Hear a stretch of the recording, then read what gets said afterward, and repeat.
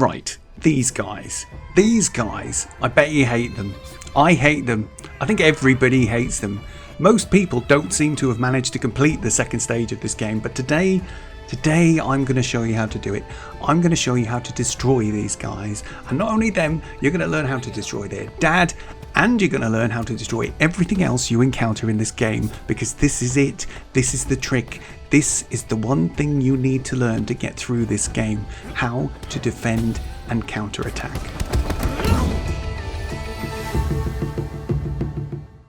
Now, before we go any further, we've got to make sure that we're all talking about the same things, so I'm going to clarify a few terms, what they mean and how you do them. So first we've got blocking. Blocking in Sifu is done by holding L1. Just hold it, press nothing else, and you'll just stand still, arms raised. This is fine and you can defend most attacks. I'd say about 90% of the attacks in this game you can just block like this and you'll be safe.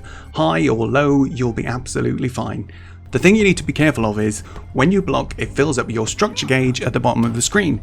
Most attacks will just put a tiny bit of structure damage on there, but the big attacks, especially the attacks when the enemy's hands or feet glow a different colour, they add a massive chunk. You could probably only block about one combo string that includes an orange attack. If you block 2 strings with an orange attack, it's going to break your guard, you're going to get stunned, you're going to take fat damage, and you're probably going to die. So what do we need to do to avoid these? Well, we need to use the other kinds of defensive options we have. We need to either parry or avoid. You can also dodge using the right trigger, and it's alright, it doesn't really work like you might think it does compared to other games, so I'd recommend you just don't use it. You can parry attacks by just tapping L1 at the time of impact of an attack. It's quite tricky, the time is quite tight, but it works for both high and low attacks and increases the enemy's structure damage. Very cool, but it's hard to use when you're a beginner. You can avoid attacks by holding L1 and pressing any direction on the left stick. If you press up, you will avoid low attacks like sweeps. If you press any other direction like down or left or right, and this isn't relative to which way your character is facing by the way, you will dodge any other attack, including throws. Avoiding moves fills your focus bar, and avoiding certain moves, like the last move in a combo, makes the enemy freeze frame for a moment. If you attack them during this stun, they'll be unable to block for a longer time, meaning you can usually finish off one of your combos and knock them down. Now there's still an element of timing to using the avoids, but it feels more lenient than the parries, so I'd recommend you just use that as your go-to defense. So let's get back to these big orange attacks. You need to start trying to avoid them. How do we practice this? Let's use these guys from the beginning of the game. So if we just hold block, let's just listen to the sound effects of us blocking the attacks. Now see, there's a definite rhythm there, right? Like you can hear it, it goes 1, 2, 3. Okay, so the next time he does this, what we're going to do now is we're going to block the 1, 2, and then we're going to avoid on the 3. So here we go, 1, 2. See how I left a ghostly after image? That means we nailed it. Now it's our time to hit him.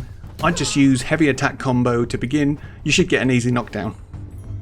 So this is the most simple way I can explain this to you. It's how you should approach every enemy in the game. Stand and block, get a feel for the timing of their combos, and then start inputting avoids for the last hits. You're going to die while you're figuring this out and learning the patterns, but be patient. Before you know it, you'll be instinctively dodging everything. Right, so back to these guys. They're called disciples, by the way. So the reason these guys are tricky is threefold. 1, they can shrug off your attacks. You can hit them and it won't interrupt what they're doing like it does for most other enemies. 2, they're the first enemies that mix up their high and low attacks frequently, and this is going to catch you out, and that's because the avoiding is attack height specific. So if you do a high avoid and they do a low attack, you'll get hurt. 3, they've got a multitude of combos they can do, maybe 4 or 5 different attack strings, and they can seemingly switch up the end attack however they like, which makes them the first enemies you really have to watch closely to overcome. Now the trick is that the rhythm is generally the same for every combo. They give you enough time on the last attack to read what they're doing, so they might do a 1, 2, 3, or they might do a 1, 2, 3, 4. That last hit always has a nice big delay before it, and they'll do either a straight punch, or they'll do a spin around sweep thing. So what you want to do is just block. Listen to the timing again. 1, 2, 3. You feel the delay? Listen again. That gap between 2 and 3 is big enough for you to watch what they do. If they start spinning around, you know you've got to do the up avoid.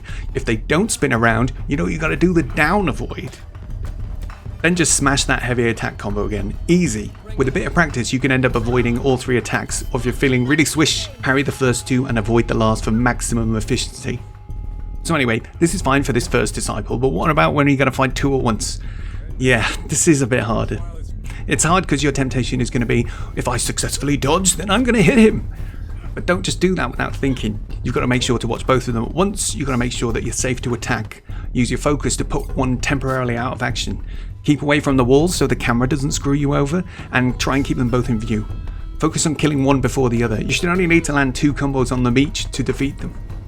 If you're unlucky enough that they both attack at once, I would recommend just hold block and watch for the final moves of their string and concentrate on avoiding those. You can also try using that right trigger dodge thing that I don't like that much. With a bit of practice and patience, that should be it. Now the thing that's good about this strategy, as I said, is that it's going to carry you through the whole game. Let's quickly look at Sean, who you'll fight just after those 2 chumps from earlier. He's got 2 combos, but the mix-up is different. Both of his combos are all high attacks, but if you block and listen, he will either go 1, 2, 3, or he will go 1, 2, delay 3. So all you need to do is watch the animations. If you see him start to spin his stick around, you know he's going to do the 1, 2, 3. If he doesn't do that, you know you're going to need to put a tiny delay in before you do that final avoid. So use this approach for every new enemy you meet. Block their attacks, listen to the sound, learn the animations. That's what you need to do. All enemies, even the bosses, only have a few combos at most. Watch for the telltale animations, remember what's coming, and react appropriately. You can do it, guys! I hope this has been helpful. I'm planning on doing some more videos. Maybe we'll do some videos on how to beat the bosses. Would you like to see that? Give me a shout in the comments if you'd like to see that. Take it easy, and good luck out there.